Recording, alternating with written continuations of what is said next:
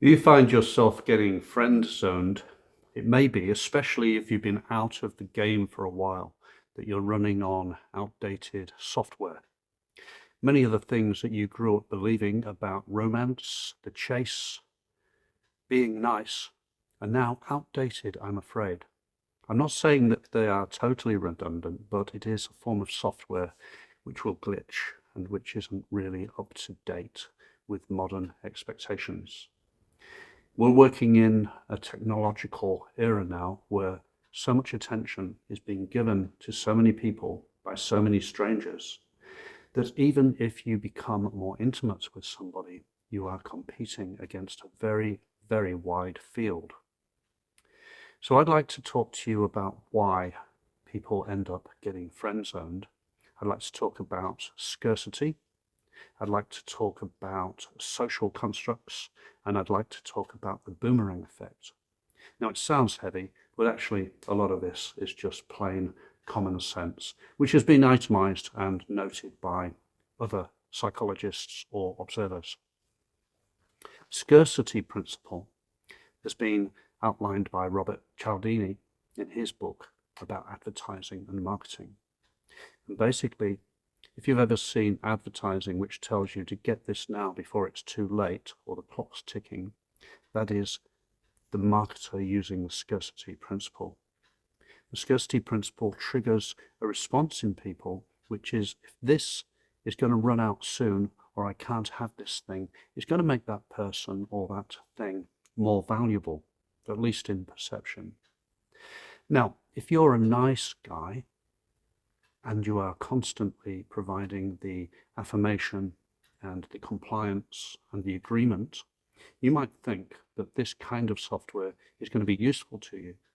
But in fact, because of the scarcity principle, it's actually working against you. You're using clunky notions of romance, which are outdated, frankly, and also which may never have worked in the past. But now, people are wise before the event. They've got access to so much cynicism online that they are becoming more aware of their own value and their own currency. Long gone are the days when somebody who is reasonably attractive can be the most attractive in their village and not know it. Another principle I'd like to talk to you about is the boomerang effect. The boomerang effect is that ironic situation in which the closer one presses, the harder one is pushed away. You can see it in certain social situations where personal space is different between cultures. And so you may have a situation where somebody who has a closer personal space gets in too close, which creates the reaction in the other person by them backing away. And it ends up like a dance. Get in close, back away. Get in close, back away. Well, this happens on an emotional level as well. If one overextends their emotional side and they engage in too much disclosure porn, for want of a better phrase, then what they're going to do is they're going to have a boomerang effect.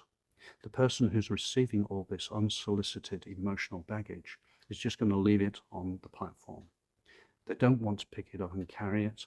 They would rather push it away with their foot. So the boomerang effect is one of these unseen consequences of trying to be too nice. You may believe that people like a person who is sensitive and who can describe their feelings. Nothing is further from the truth. Describing your feelings and being sensitive has a time and a place. In the bar, in the shop, at the bus stop, in the cinema, isn't one of those. So you need to pick your battles, really, don't you? And stop creating the boomerang effect by getting in too close and therefore ending up getting pushed away. Well done, you've hung in this far. If I may, I'd just like to request that you subscribe, please. My numbers are rising, and thank you individually to everybody who has subscribed to this channel. So please do like and subscribe. And now, back to some principles. The third principle I'd like to delve into today is by Jack Brehm in 1966. he came up with the idea of psychological reactance. Psychological reactance is the way that the alarm bells ring in a person when somebody is trespassing or pushing the wrong buttons. This is linked right back to our behavior as primates. So when you have primate behavior or tribal behavior in which dominance is signaled and another person seeks to take parts of that dominance or to be part of that situation, the dominant ape in us is always going to react badly. We may have a need for people who want to tell us how wonderful we are, but actually what it does is create a psychological reactance, a sort of distaste. Warning bells go off. If you find yourself in a situation where somebody is basically kissing your ass all the time, the psychological reactance is going to be, well, this person is not scarce, and this person on some level is now trying to get something from me.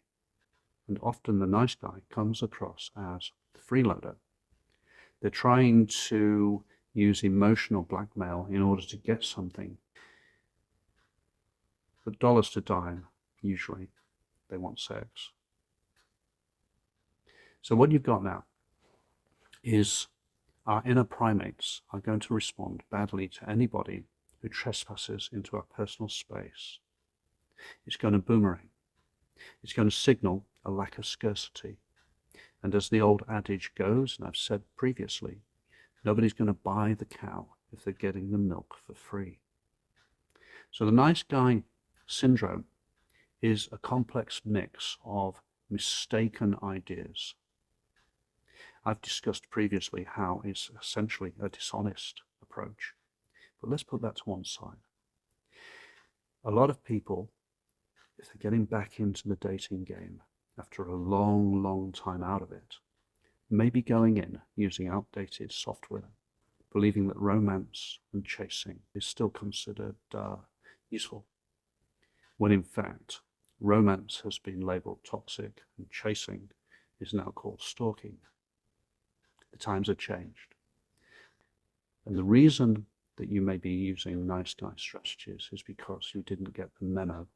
And the memo is that you have to find your own authority. You have to find your own principles and values, and you have to be prepared to stand by them. You have to become the magnet to which other people are attracted, not the North Pole magnet thing, which ultimately repels. If this is useful to you, again, please do like and subscribe. And I look forward to telling you more about this in the future. Click the link, and if you wish to, you can buy my book about this topic.